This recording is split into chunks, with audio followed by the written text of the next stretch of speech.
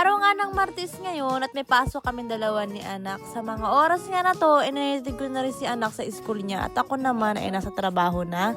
Nakatapos na nga rin ako sa may 3 kong pasyente at ito naman yung pang-4 kong pasyente. Naabutan pa nga ako ng ulan, buti na lang dito na ako sa tapat ng bahay niya. Pagkatapos ko nga sa kanya, dumiretso naman ako sa may pang-5 kong pasyente. Sabi nga ng boss ko, sunduin ko rin yung pasyente ko sa may Lawson, pero wala naman siya dun. Hanggang alas 6 nga talaga dapat yung trabaho ko, pero sabi ko sa may boss ko, meron naman ako 1 oras na bakante, baka pwedeng puntahan ko na ng mas maaga. Para mas maaga rin ako makauwi at buti na lang talaga pumayag yung boss ko at sabi naman niya hindi naman kibisyo yun sa oras. Kaya pinuntahan ko na rin. Kaya alas 5 pa nga lang din, nakauwi na ako ng bahay. At pagka uwi ko talaga ng bahay, naglaban na ako kaagad. 6:30 pa naman yung uwi ni anak, kaya meron pa akong oras para makapaglaba at makapaglinis ako ng bahay na walang panggulo. Hindi na naman din kasi ako nakapaglinis kaya ng umaga, kaya ngayon lang din ako maglinis dahil maaga naman ako nakauwi. Pagkatapos ko magsigang ng labahin, inilinis ko na rin tong lababo namin. Nugasan ko nga lang din yung mga pinagkainan namin kaya ng umaga, pati nga itong mga kalan ay pinagpupunasan ko na rin.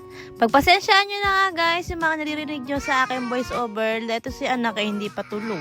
Pagkatapos ko nga sa akin lababo ay nag-vacuum lang din ako saglit. Pagkatapos nun ay naluto na rin itong iniluto kong pandesal. Madalas na nga rin akong gumagawa ngayon ng pandesal kaysa bumili ako ay gumagawa na lang ako para mas makatipid.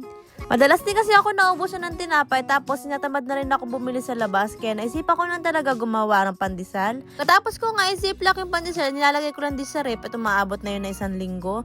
Pagkatapos ko nga ayusin yung pandesal ay nagsampay lang din ako ng mga nilaban ko at pinagluto ko na lang din si anak ng fries para habang nanonood siya ay meron siya kinakain. Katapos na rin naman kami kumain ni anak ng kanin kaya naisipan ko na din siyang bigyan ng fries para kahit papano hindi naman siya maboring manood ng TV. At habang nanonood nga si anak ay nagluluto naman din ako ng pang-umagahan namin bukas. Nagluto nga lang din ako ng pininyahang manok at balak ko talagang bigyan yung isang pasyente kong Pilipino.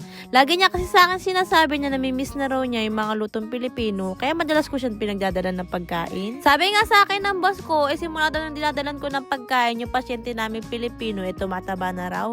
Paano ba naman kasi hindi lang talaga ulam yung pinadala ko sa kanya kundi meron pang cake. Ganito na nga lang muna guys yung aming video. Maraming salamat!